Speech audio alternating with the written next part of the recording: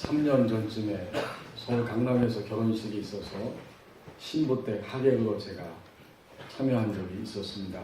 많은 사람들이 새롭게 출발하는 가정을 위해서 하객으로 참여했고, 결혼 예식이 아름답게 또 세련되게 잘 마쳐졌습니다. 필요한 시간에 이제 식사를 막 끝내고 일어섰는데, 신부의 아버지와 인사하게 되고 또 이런저런 이야기를 함께 나누었습니다. 제가 물어보았습니다. 신혼살림은 어디서 시작합니까? 분당에서 시작합니다. 시댁에서 3억짜리 아파트를 사줬습니다. 이렇게 대답을 하는 거예요. 우리 교회 청년들도 있고 결혼해야 할, 또 대한민국 이 땅에 많은 청년들이 있는데 모두가 다 그렇게 처음부터 집을 사서 결혼 생활을 시작하지는 못합니다. 오히려 대다수의 많은 젊은이들이 가난한 가운데 결혼 생활을 시작합니다. 가난한 상태에서 인생의 새로운 출발을 맞이하고 있습니다. 하나님께서 우리에게 주신 오늘 본문 말씀 23절 상반절을 보십시오. 신앙의 출발은 누구든지 가난에서 시작합니다. 아멘. 가난한 자는 간절한 말로 구하여도. 잠언서는 지혜의 책입니다. 아멘. 잠언서는 하나님의 지혜를 우리에게 알려줍니다. 아멘. 이 땅에 살아가는 모든 사람들이 도저히 이해할 수 없는 일들이 여전히 우리의 생활 속에 생생하게 일어나고 있지만, 그럼에도 불구하고 하나님을 의지하고 하나님의 편에 서서 사는 것이 하나님의 백성이고, 아멘. 그렇게 살 수 있는 지혜를 가르쳐 주는 것이 잠언서의 말씀입니다. 아멘. 그렇기 때문에 잠언은 항상 두 개의 층으로 되어진 말씀이에요. 먼저 일반 보편적인 지혜를 우리에게 말씀해 줍니다. 또 하나의 층은 바로 하나님의 말씀을 따라 사는 하나님의 백성들에게 영의 양식이 되는 영적 지식을 가져다 주는 지혜의 말씀입니다. 아멘. 우리가 만약 신앙의 본질을 향해 가고자 한다면 잠언서의 말씀은 우리에게 영적 지식과 지혜로 다가옵니다. 아멘. 그러므로 오늘 23절 상반절에서 가난한 자는 일반 보편적으로 재물이 없고 정말 가진 것이 없어서 부자를 향해서 도와달라고 호소하는 이러한 가난한 사람입니다. 아멘. 그런데 이 가난한 사람은 또 누구인가 보았더니 신앙생활을 막 시작한 초신자요. 더 나가서 오랫동안 교회 다니고 믿었지만 여전히 신앙이 쌓여져 있지 않고 하나님의 것이 너무나 적고 없는 사람입니다. 하나님이 주신 것으로 그 안에 채워지지 않아서 영적으로 빈약한 사람, 아멘. 이 사람이 바로 가난한 사람입니다. 아멘. 영적으로 빈약하기 때문에 탄식과 고통의 소리가 속에서 흘러나옵니다. 하나님을 믿지만 왜 이렇게 하나님을 믿고 사는 나의 인생이 힘이 드냐, 차라리 교회 안 나오는 것이 더 낫겠다라고 의심과 또 회의 속에 떨어지기도 합니다. 이단에 의해서 쉽게 넘어질 수도 있고요. 하나님을 믿어도 되는 것이 없기 때문에 나는 오늘부터 하나님을 믿고 싶지 않다, 이러한 생각에 직면하기도 합니다. 이것이 바로 영적으로 빈약한 자의 모습이에요. 아멘. 그러나 여러분 주의 깊게 생각하십시다. 오늘 이 23절 상반절에서 가난한 자를 비난하거나 그를 나쁘다고 결코 이야기하는 것이 아닙니다. 다만 신앙생활을 처음 시작하는 사람이나 아니면 오래 믿었지만 여전히 영적으로 가난한 자가 있다고 우리에게 말씀해 주십니다. 아멘. 결혼한 지 30년이 지난 어떤 가정주부에게 대학교 새까만 20대 후반에 그 후배가 찾아와서 이렇게 호소를 합니다. 결혼했는데 아무것도 가진 것이 없어요. 정신없이 떠밀려서 바쁘게 결혼하다 보니까 살림살이를 제대로 마련한 것도 없고 이제 눈을 떠서 다시 살림을 살려고 하니까 그릇 하나도 왜 이렇게 비싼지 빼먹은 것도 많고 속상해서 죽겠다고 툴툴거렸답니다. 그러자 이 대선배가 이렇게 대답해 주었습니다.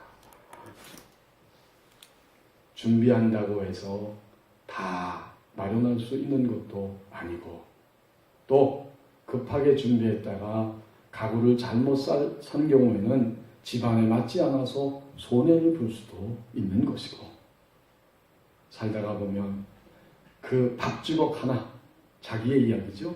과일카 하나 마련했을 때의 마음이 뿌듯했고 또 하나 둘씩 집안의 빈자리를 가구로 채워갈 때 마음이 너무나 기뻤다고. 그게 결혼 생활이라고. 그러니 조급해하지 말라고 대답해 주었습니다. 여러분, 신앙의 세계가 이렇습니다. 하나님을 믿는 신앙의 세계가 이러합니다. 만약 누군가가 신앙의 본질을 비로소 찾아야 한다고 깨닫고 본질을 찾아가기 시작한다면 신앙의 본질을 찾아갈 때 누구든지 예외 없이 가난한 자리에서 시작합니다. 아멘. 자기가 가난하기 때문에 비참한 것을 알기 때문에 그 자리에서 본질을 찾는 신앙이 시작되는 거예요. 누구든지 아무도 예외 없이 누구든지 가난해서 시작합니다. 아멘. 이제 23절 하반절 말씀을 보십시오. 영적 부요함의 자리에 가는 엄격한 과정이 있습니다. 부자는 엄한 말로 대답하느니라. 이때 이 부자는 누굴까요? 당연히 재물이 있는 자입니다. 노후까지 다 준비해놔서 걱정이 없다고 말할 만큼 그러한 부자입니다. 또한 동시에 이때 이 부자는 하나님의 것, 진정으로 하나님이 주시는 것으로 이 속에서부터 채워졌기 때문에 하나님의 부요하심을 맛본 자요, 하나님의 것으로 그 안에 채워져 있는 사람입니다. 이 부자는 드디어 유일한 관심사가 하나님의 말씀대로 내가 행하고 있는가, 여기에 관심사가 점점 집중이 되고 그 하나님의 말씀대로 행하지 못하는 내 모습이 발견될 때 너무 찔리는 거예요. 찔릴 뿐만 아니라 가슴이 아픈 거예요.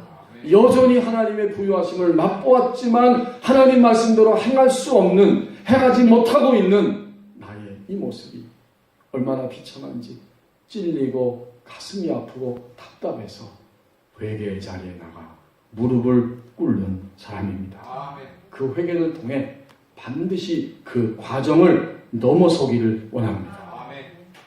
영적 부요함에는 중간지대가 없습니다. 아멘.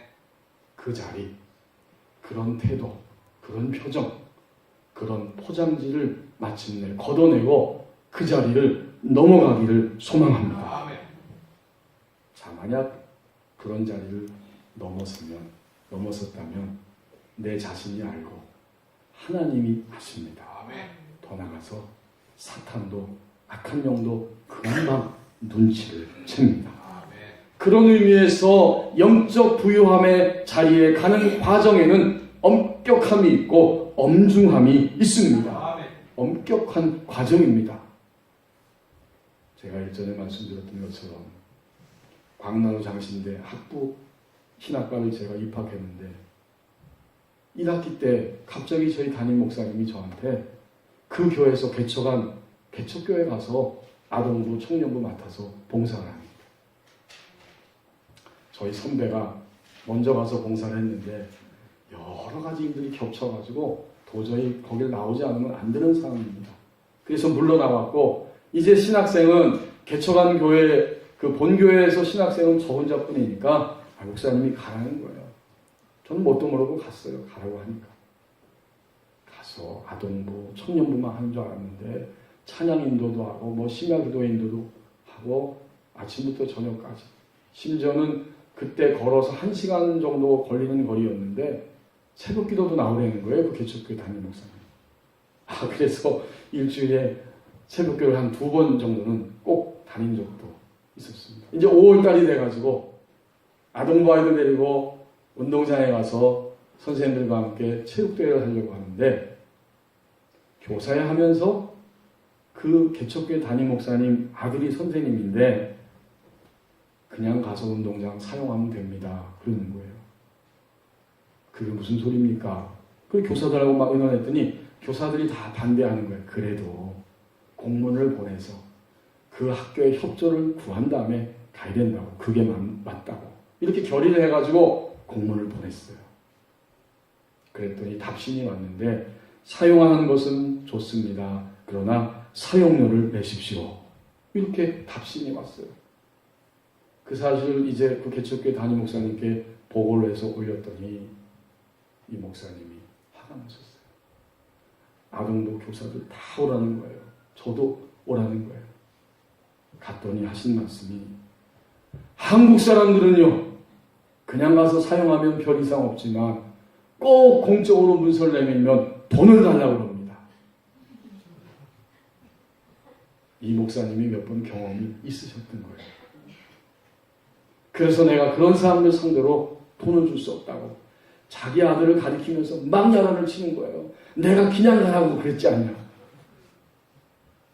그리고 저희 모두가 다 야단을 맞았어요. 그 다음 하신 말씀이, 내가 장로로 15년 넘게 섬겼고 이제 나이 들어서 사명을 받아서 신학을 하고 교육자가 됐는데, 교육자가 된 이후에 나는 분노, 이 혈기를 누르기 위해서 잘 참고 훈련해왔고 이제 그것이 어느 정도 되었는데, 오늘 이런 일이 벌어지고 보니까 난 도저히 화가 나서 견딜 수가 없다. 오늘의 내가 도저히 참을 수 없다. 이 화가 치밀어서 도저히 이 사실을 그대로 넘길 수 없다. 이렇게 말씀하시는 겁니다. 오래전의 일이지만 지금도 제가 어제 일처럼 기억이 납니다. 여러분, 이때 영적 부요함에 이른 부자는 뭐라고 말합니까? 엄격하게 말합니다. 아직은 혈기와 분노를 넘어서지 못했습니다. 아멘. 겉이 아니라, 겉으로 드러난 것이 아니라 속에 있는 화와 분노와 혈기를 아직은 처리받지 못했고 아직은 넘어서지 못했습니다. 아멘. 엄격하게 영적 부자는 그것에 대해서 말합니다. 아멘. 1997년이라고 기억이 됩니다.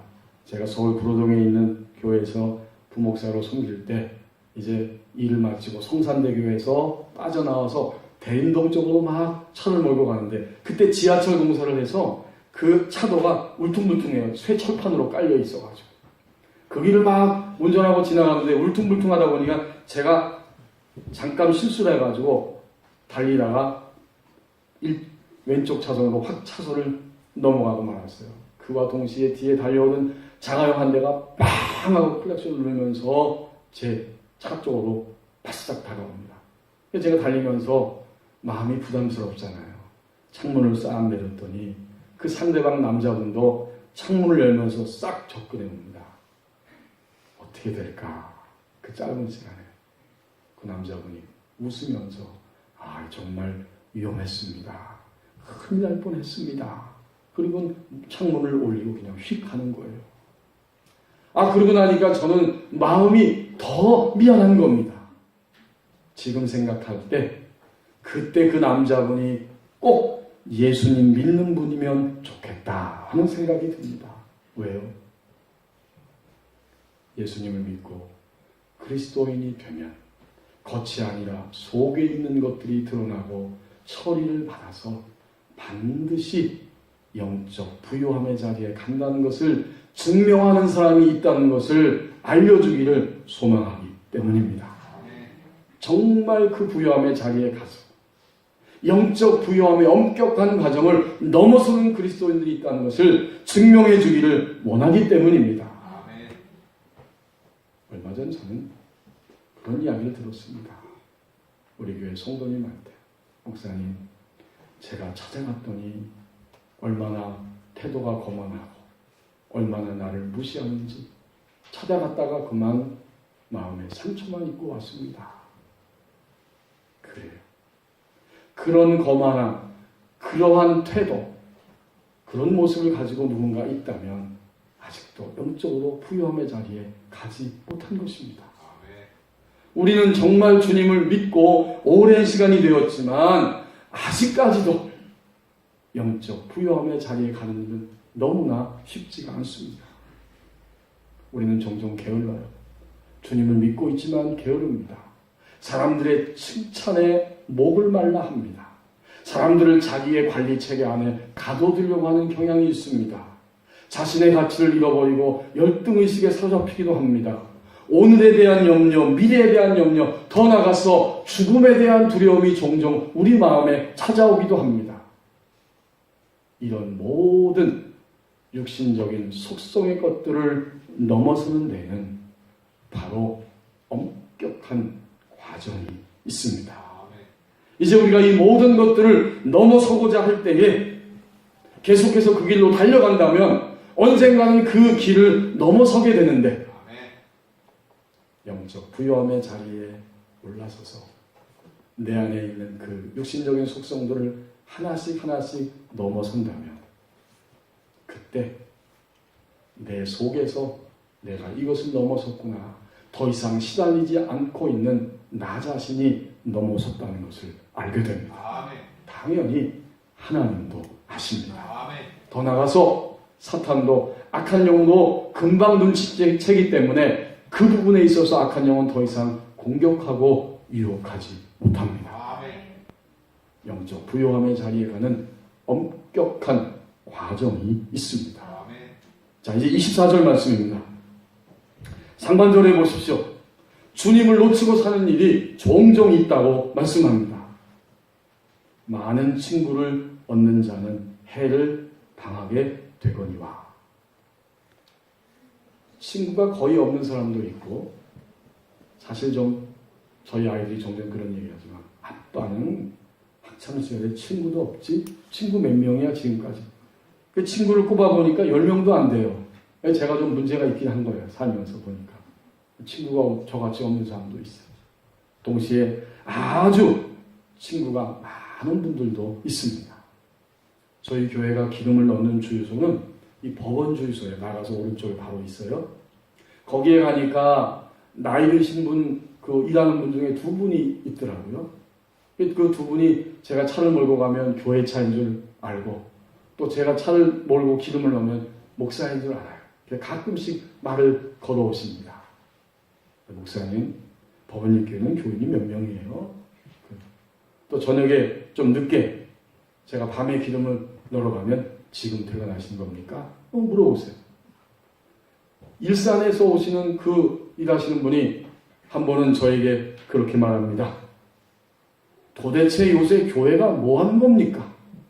도대체 목사들이 뭐 하고 사는 겁니까? 이렇게 도전적인 말을 하시는 거예요.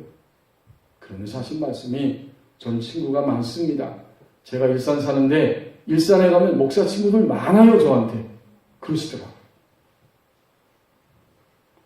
지금 이 땅에서 교회가 하는 일이 너무나 답답하고 안타깝다고 한탄하시는 소리인지, 아니면 당신 자신도 과거에 목사였다는 이야기인지, 그것도 아니면 목사인 저를 보고 저를 훈계하시는 말씀인지, 아니면 세 가지 다인지도 모르겠습니다. 어쨌든 그분은 친구가 많다는 거예요. 여러분, 친구가 많은 것은 좋은 일이기도 합니다. 그런데 친구가 많을 때 좋은 영향도 받지만 그 많은 친구 때문에 해를 당할 수도 있습니다. 여기 24절 상반절 말씀이 두 가지로 해석된다는 거죠. 많은 친구를 얻는 자는 해를 당하게 된다. 그리고 그것을 일본이라고 써있는데 밑에 내려와서 보시면 성경책 밑에, 만약 일본이 해설이 안 되어 있으면 그 성경책은 조금 이상한 것입니다. 어떻게 해석되느냐, 해를 끼치는 친구들도 있으나, 같은 말이에요. 우리가 좀 더 이해를 할 수 있죠. 친구가 많으면 해를 끼치는 친구들도 있습니다. 이렇게 번역해도 되고, 그렇게 깨달아도 되고, 또 많은 친구를 얻는 자는 해를 당합니다. 같은 이야기입니다.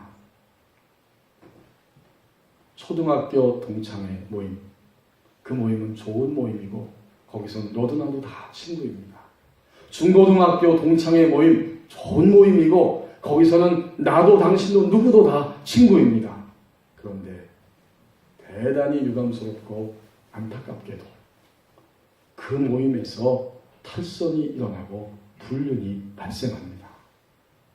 많은 친구는 좋은 것이지만 그 많은 친구가 때때로 해를 끼치고 그 친구 때문에 해를 당하게 됩니다. 그러므로 오늘 24절 상반절 말씀은 우리 그리스도인들이 이런저런 친구들 때문에, 그리고 내가 오늘 친구로 삼고 사는 여러 가지 일들 때문에 주님을 종종 놓치고 산다는 의미의 말씀입니다. 아멘. 우린 친구가 많아요. 친구 삼고 있는 것들이 많아요. 그러다 보니 주님을 조금 뒤로 밀어놓고, 아니 점점 뒤로 밀어놓고, 그리고 완전히 나의 인생에서 저 구석에다가 주님을 밀어놓고 주님을 종종 놓치는 일이 있습니다. 의사로서 중국의 내륙 안쪽으로 선교사로 가서 사역을 감당했던 허드슨 테일러에게 주변의 사람들이 말했습니다.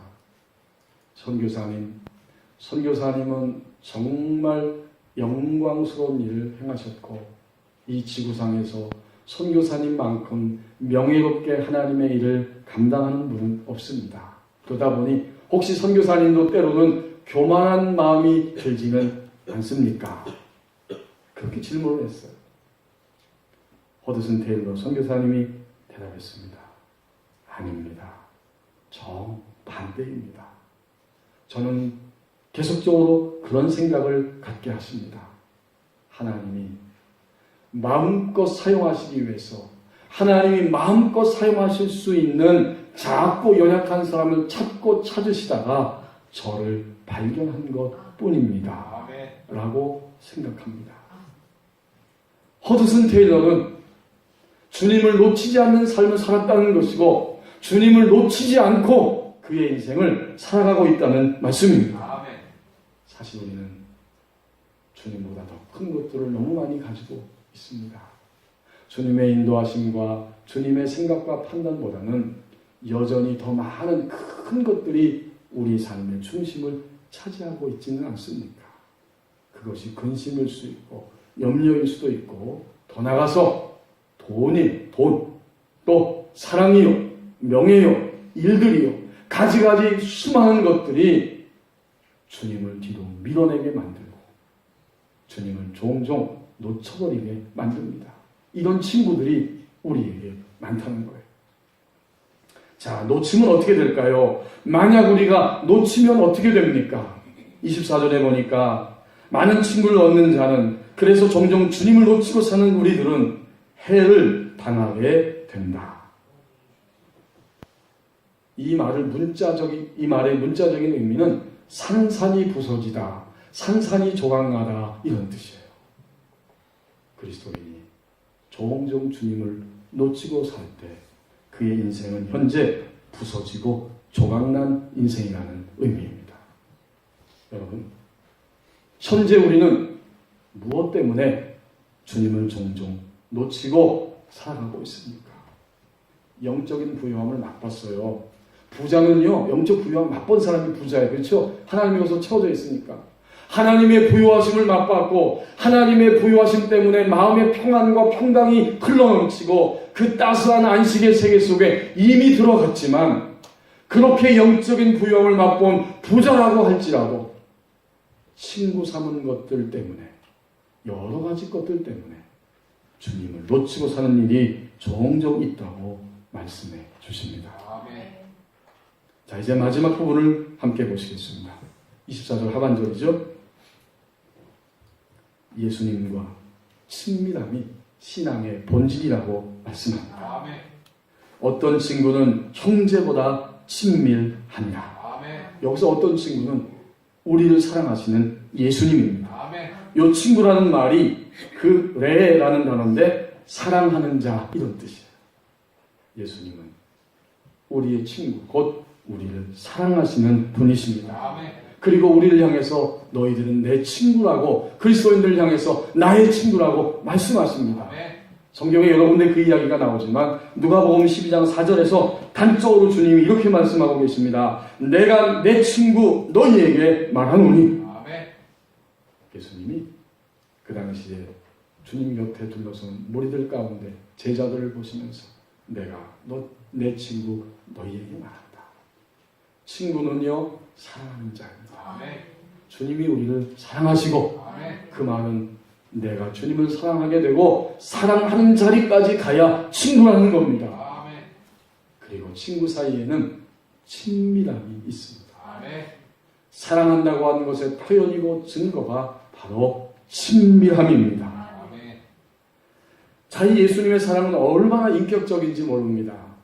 우리가 다가서는 만큼 그 이상 다가오십니다. 주님은 억지로 하지 않으세요. 사랑한다고 감동하고 말씀해 주시면서 우리 마음을 두드리십니다. 그때 우리가 마음을 열어서 주님께 다가서면 주님은 얼마나 우리의 삶을 구석구석 관여하시고 감동해 주시고 지도해 주시고 이끌어 주시고 진리와 생명의 길로 우리를 하나님의 뜻 안에 살 수 있도록 붙잡아 주시며 영광스럽게 역사해 주십니다. 이게 인격적이라는 거예요. 다가서는 만큼 주님은 마음을 여는 만큼 그만큼 우리에게 다가오셔서 더 많이 마음을 열고 친밀하게 살아가도록, 그것이 신앙의 본질이라는 것을 알게 하시기 위해서 우리에게 가까이 다가오십니다. 불신자의 가정에서 태어났고 3대째 예수님을 믿는 남편을 만나서 신앙생활을 시작하고 일본의 NHK 위성방송 그 아나운서를 하다가 이제 주님을 만나고 사명을 받아서 신학을 공부하게 되고 지금은 신대원 졸업하고 서울 온누리교회에서 그 기도 담당 분야를 섬기고 있는 강은혜 목사님이 그 실전 기도라고 하는 책을 통해서 자신의 이야기를 간증하는 것을 제가 읽어보았습니다. 그는 주님을 믿을 때 세상에서는 화려했는데 주님을 믿을 때 이제 세상의 모든 것들을 하나씩 끊고 내려놓았고 초신자였을 때의 성령의 강력한 은혜로 그렇게 즐겨하던 술을 다 끊었다고 합니다. 그런데 어느 날 주님께서 그 강은혜 목사님 마음 가운데 강하게 말씀하시기를 카페인 음료를 다 끊어라, 이렇게 감동을 하셨다는 거예요. 깜짝 놀랐습니다. 내가 유일하게 낙으로 삼고 있는 이 커피, 이것이 나의 낙인데 하나님은 어떻게 이것마저 끊어버리라고 하시나, 마음에 좀 섭섭한 마음도 들었다는 거예요. 그래서 하나님께서 명령하시니까 어쩔 수 없겠지. 근데 얼마나 좋아했냐면 하나님이 금식을 기도를 명령하셔도 다른 음식은 다 포기할 수 있는데 카페인 음료가 된 이 커피를 포기할 수 없어서 금식을 못할 정도였다고 합니다. 그리고 그걸 억지로 참아내니까 머리에 두통이 와가지고 금식을 못하겠다고 망설이는 이런 정도였다는 거예요. 이제 주님의 그 음성을 듣고 교회에 어느 여름날 갔는데 바자회를 하고 있어요. 요선교에서. 저쪽을 보니까 그 맛있는 카페인이 든 얼음 냉커피가 맛있게 기다리고 있습니다. 거기를 다가서는데 주님이 카페인 음료를 마시지 마라 라고 강하게 말씀을 하셨다는 거예요. 내면에. 여러분 이해가 되시죠? 그리스도인은 충분히 친밀함 속에 주님이 말씀해 주십니다.